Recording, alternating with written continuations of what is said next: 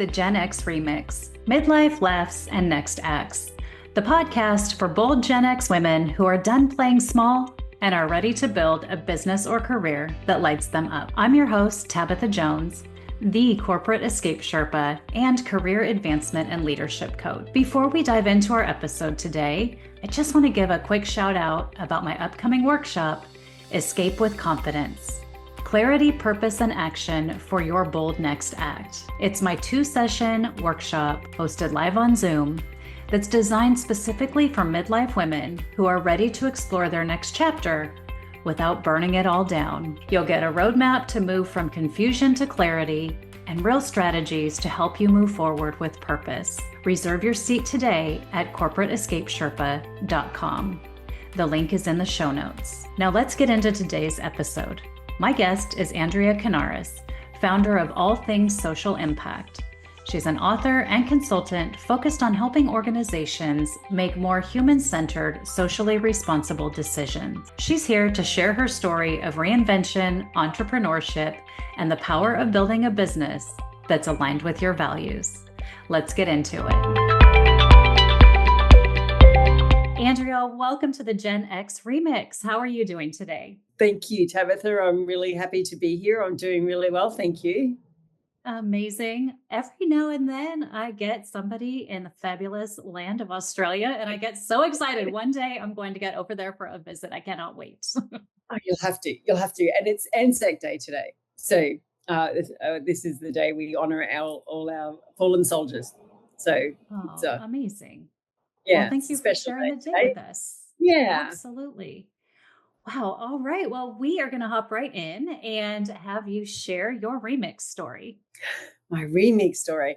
Yeah, look, I've actually had a couple of career changes over the years. So I didn't go to uni till I was 30. So before then I was working like at the casino as a croupier. I know, completely different to what I do now. And I was traveling in the US as it was, as we would have it. And it was a friend of mine's mother who sat me down and sort of said, you should probably, when you go back, think of doing something. You seem a bit lost, go back to university. And she was right. She was spot on. She picked me. And I took the advice. And when I got back, I went to university, found social sciences. So that was my first kind of change of career into something a bit more serious and professional.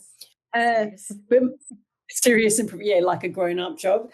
And then I actually recently had another kind of, I suppose some people might see it as a crisis, get made redundant. I was working for a large engineering firm. They'd sent me away on a conference. I came back, still jet lagged, got called into a meeting and said, you'd be made redundant effective immediately. And it sounds horrible. It was the best thing that happened to me. I kind of felt freed from the corporate environment, which was fantastic. I'd already registered my business and was writing my book and just freed up the time. And it gave me the headspace to really think about, why was I writing the book? What does it really need to be about? So I got a lot more focused. But then all the other things, the complementary things that came along with it, how I would build my business, having the time to focus on my business solely.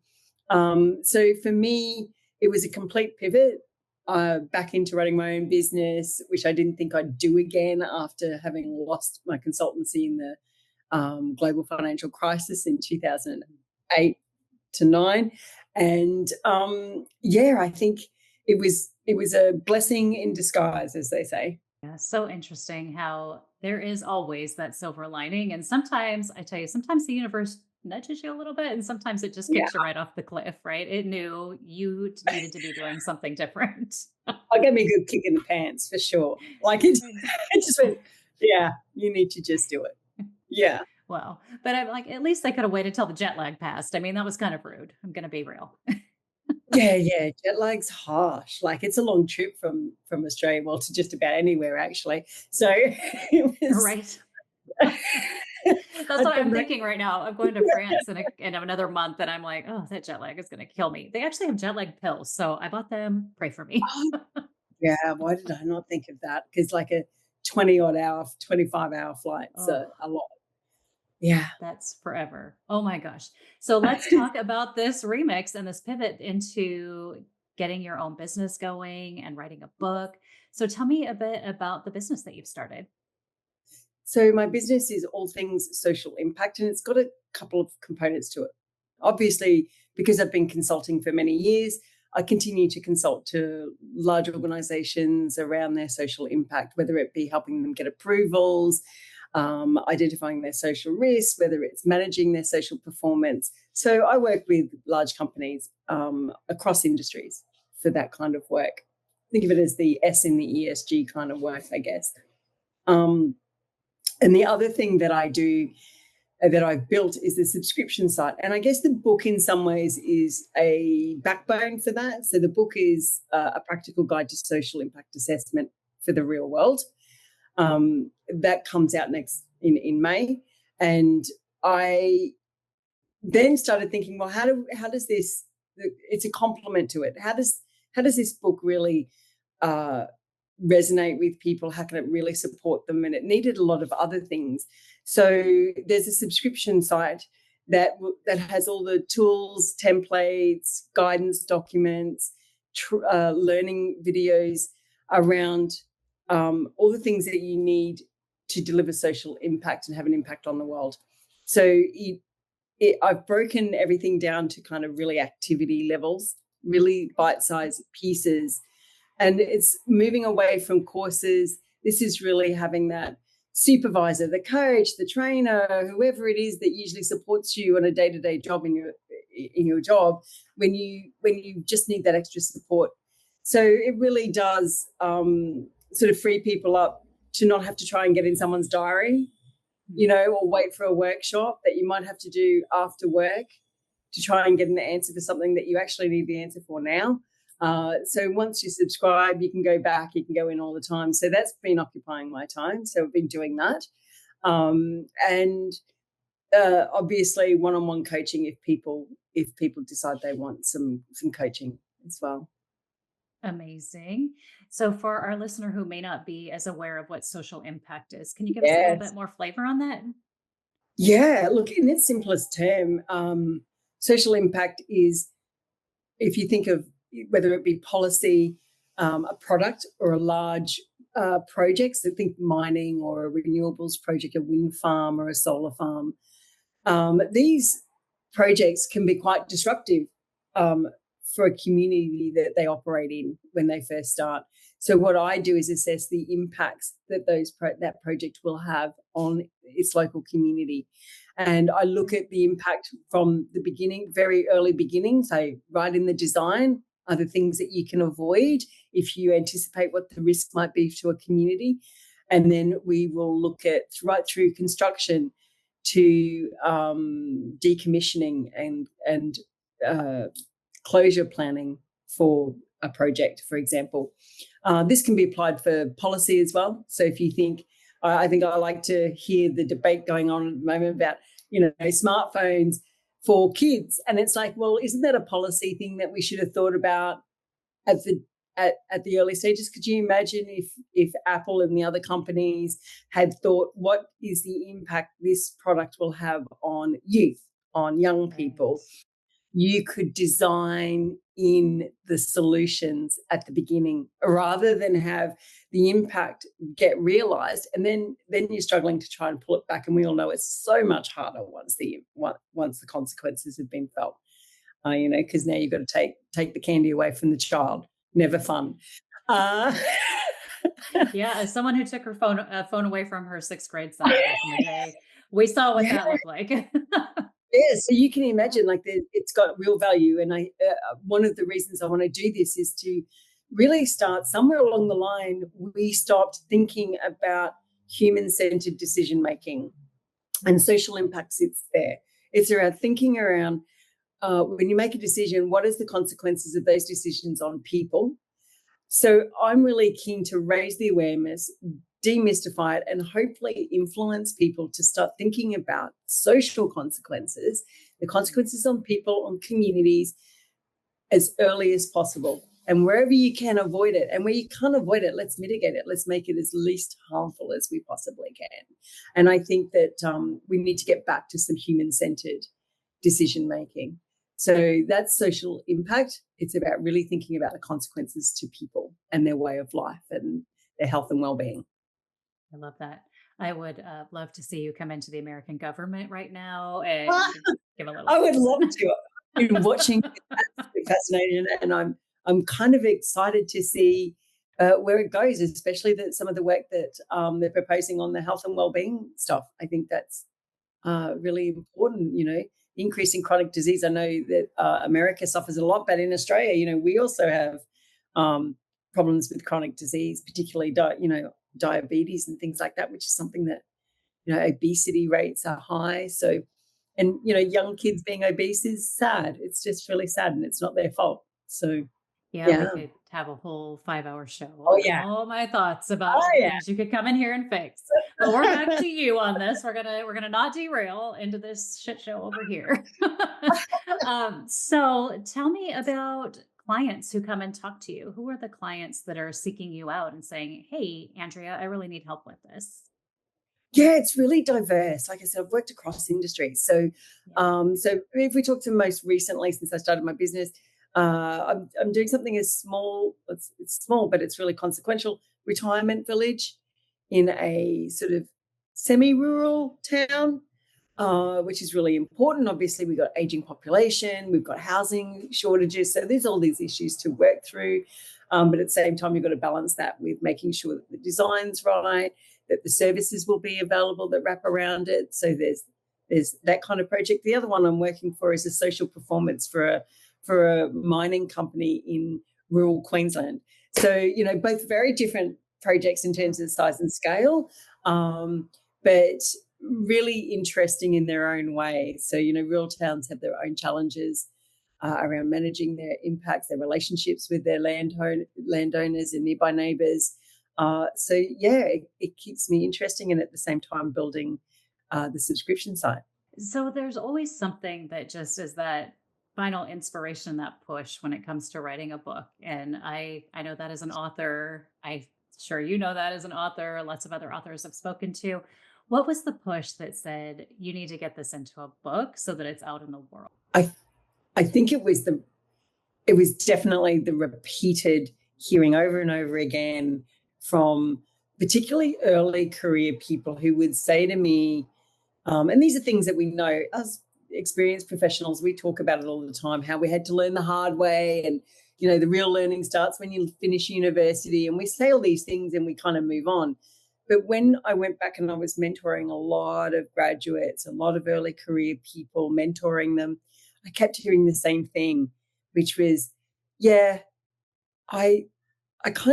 know it in theory, but how do I actually do it on the ground? What do I do in practice, and how do I know what tools to use? And all the questions were just repeatedly the same thing. And I was like, in all these years and 20 plus years of me working in this area, it's like there still isn't a place where people can go and go, here's where I can get the guidance on the tools and what I can use and how I can apply it in the real world when I'm doing my practice. So I just felt, how many times do I have to hear the same thing? And I guess there's a legacy thing that goes on too as we get older. And I'm a Gen Xer, so I'm getting towards the end of my career, not the beginning of it. And there's an element that sneaks up over you where you feel like you just want to give back all that experience that you've had and pay it forward to the next generation and guide them. And those that want to be guided, you can't guide someone who doesn't want to. But there's a lot who do. And I think there's a lot of talking bad and smack about some of these young generation, they're lazy, they're this, they're that. That hasn't been my experience. In all the mentoring I do, I get really bright students. They're really intelligent, they're really motivated, and they're really looking for somebody who can just give them those little nuggets, that little help and along the way. So it seemed like a perfect fit for me, and it helped drive me to finish the book. That's amazing. Congratulations on that. It's such Thank just a you. labor of love and such an accomplishment when it's done. So I can't wait to get a copy. I don't know that I'll understand everything you put in there, but I'm looking forward to it. The interesting You can thing read that it when you're asleep, Tabitha. perfect.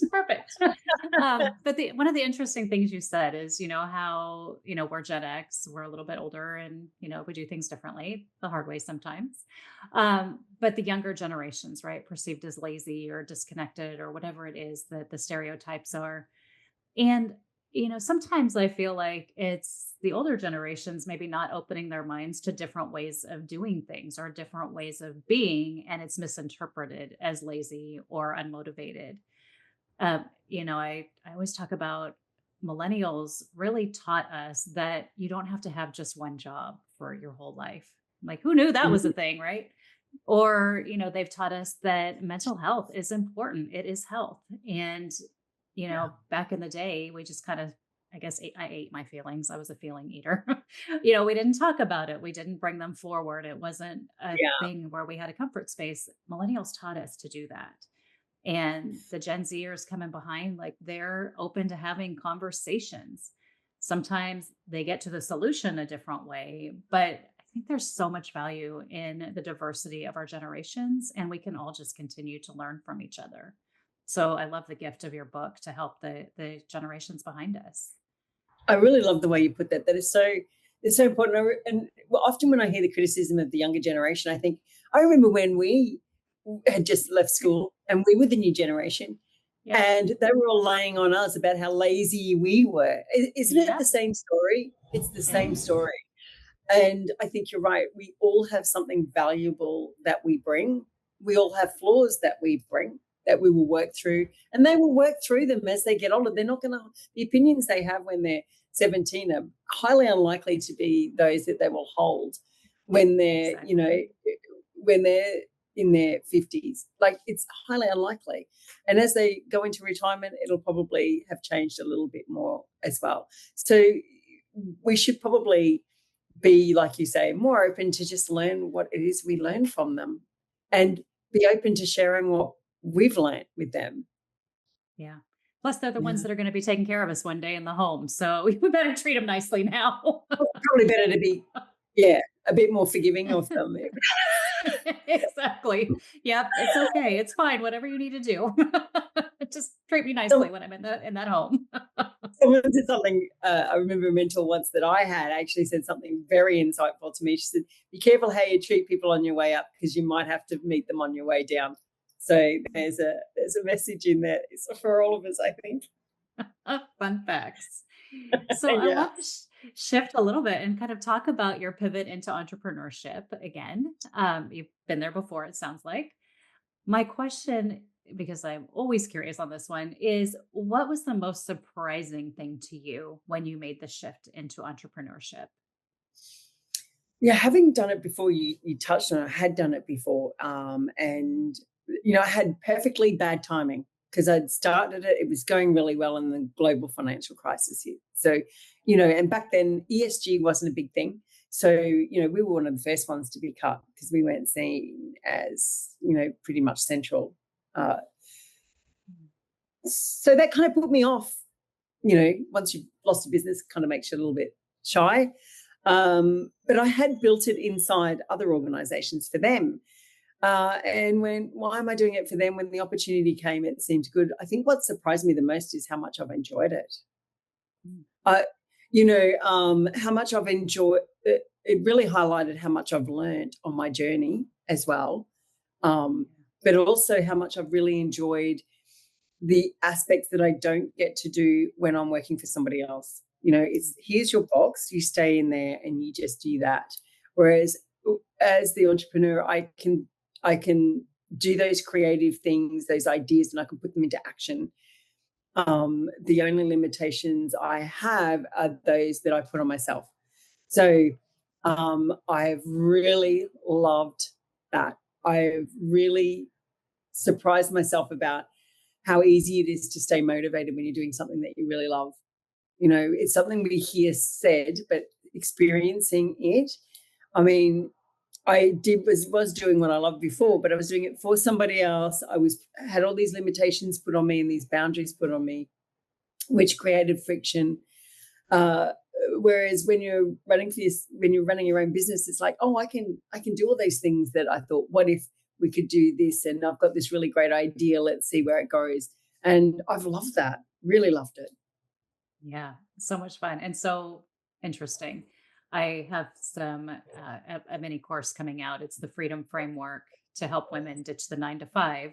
Because I always say Lovely. build your business before you go. And I was literally just recording the module about that. Like you get to use the gifts that are so exciting to you and so inspiring. And you don't really realize it when you've been in that box so long that you're doing so many things that you like, but you're doing so many things you don't like, or you're getting told no.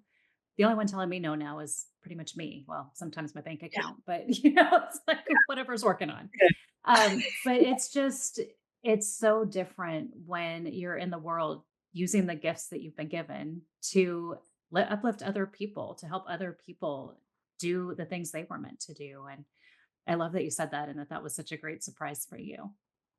Yeah, I've totally thoroughly enjoyed it. And like you said, the hearing no all the time, particularly when you can see something that they just can't see.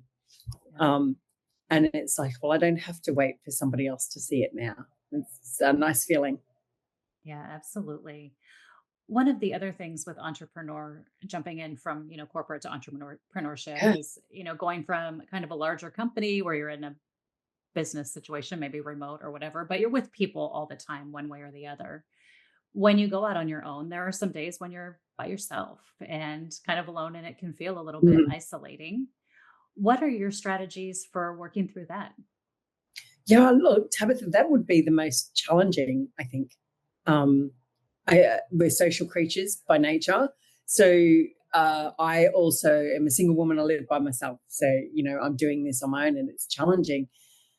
Uh, I spend, I guess I just sort of went, what am I going to do about it? I can't let it crush me. I can't let it slow me down. Limited resources because you're starting a business. So you've got to be really careful where you spend your money. But the one thing COVID gave us that I think is valuable, these office share places where you can hot desk. So I hot desk, a couple of days a week. So some weeks I don't use it, but some weeks I go more than 2 days. But I average out 2 days a week over a month. And I use that. So that forces me out of the house. It forces me to be around other people and to network. That's good too, because when you're on a roll, as you probably experience, and anyone else listening, when you're passionate about what you're doing, you're loving what you're doing, and you're on a roll, even if you know that it's good for you to go into the office or go somewhere or get out and go work in a cafe, you quite often go, oh, but I've just got to finish this. Or I don't want to put a bra on. Yes, exactly. So committing Yeah. yourself to go out forces you to do that, even if you might think I don't want to, because you paid for Yeah. it, right? So you're gonna use it. The other thing I do is I've adopted this kind of theory, and I use it in my business, but I use it in my personal life as well. And that is, do what is good for you, not what is convenient, and not just based on what you like. So my decisions are based on what's actually good for me. So getting out of the office, connecting with people is good for me. So if there's networking sessions, I go to them. I have the hot desking. I if I feel that I've spent too much time, then I'll even take a half a day or a day off, regardless of what's on, and go, right, I need to just go do something else. Yeah. Yeah. So That's so there's good. these few little strategies that I put in place to keep myself on track and try and make sure that I stay healthy. As you said, the millennials have taught us your mental health and your health is just as important. Yeah, absolutely.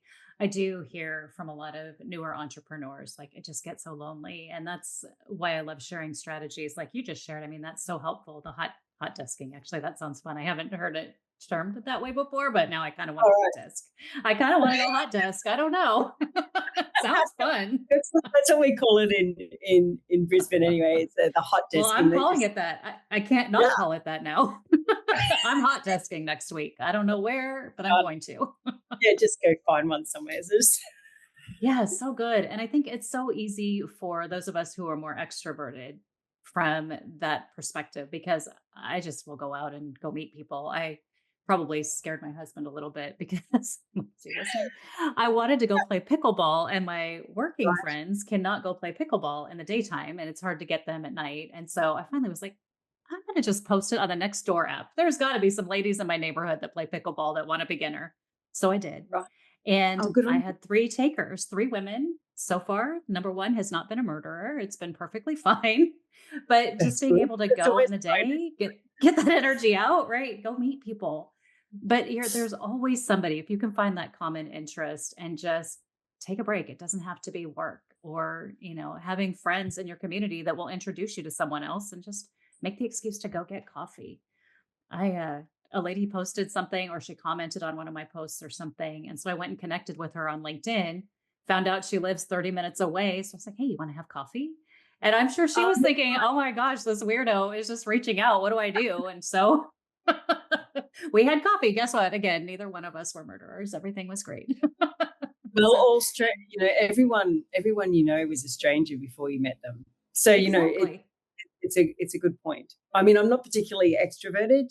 I can be, but quite often I'm quite happy to be in my own company. Uh, the problem with that, though, is that you can easily sneak into the unhealthy amount of time on your own. So I have to be really diligent about not slipping into that, especially because I live alone. You Yeah, know, definitely. Definitely. so I have to proactively manage that. But I like your idea about the pickleball. Yeah, Oh yeah. I might have to steal one There of your ideas, Tabitha. Do it, do it. I force myself to do something new at least once every couple of months. And last month, I guess I had a wild hair because in the same week, I tried Zumba and pickleball. And Ah, that was my I love first Zumba. pickleball time. Oh my gosh, right? You can't be mad when you're doing Zumba or when you're playing pickleball. Like you can't You think can't, about anything else except for just having fun. And so I highly you recommend can't both. dance and be unhappy. Like it's just You not. can't. And the music, even the music, if you just sat there and listened to the music, you would just be smiling the whole time. Salsa dancing's the same. It's that salsa music is just too upbeat for you to, you know. Exactly. Oh my It, gosh. I love it. I found another soul sister. Get out and do yeah, some fun stuff. that's it, for Oh sure. my gosh.